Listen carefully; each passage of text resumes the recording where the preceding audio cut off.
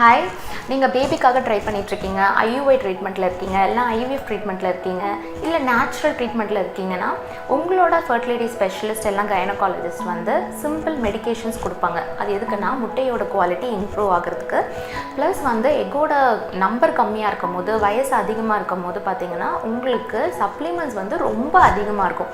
இந்த சப்ளிமெண்ட்ஸ்லாம் என்னென்னு கொஞ்சம் வந்து டீட்டெயிலாக பார்க்கலாம் வாங்க.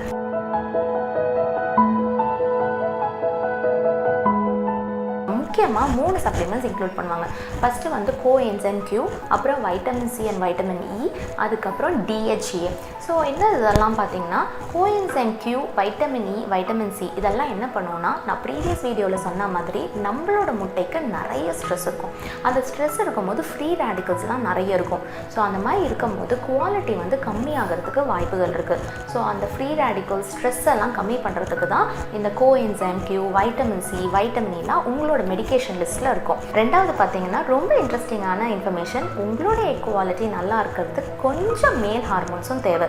ஸோ எக்கோட குவாலிட்டி கம்மியாக இருக்கும் போது உங்கள் டாக்டர் உங்களுக்கு கொஞ்சம் மேல் ஹார்மோன்ஸும் உங்களுக்கு ப்ரிஸ்கிரிப்ஷனில் கொடுப்பாங்க. அந்த மேல் ஹார்மோன்ஸ் எடுக்கிறதுனால எந்த சைடு எஃபெக்டும் இருக்காது. ஏன்னா அது ரொம்ப கம்மியான டோஸும் கம்மியான டியூரேஷனுக்கும் தான் கொடுப்பாங்க. ஸோ நம்ம ஃபர்தர் வீடியோஸில், நம்ம ப்ரீவியஸ் வீடியோஸில் பார்த்தீங்கன்னா எக்கோட குவாலிட்டியை பற்றி ரொம்ப டீட்டெயிலாக டிஸ்கஸ் பண்ணிகிட்ருக்கோம். நீங்கள் எல்லாமே பார்த்து உங்களை பெனிஃபிட் அடைஞ்சிக்கோங்க. தேங்க்யூ.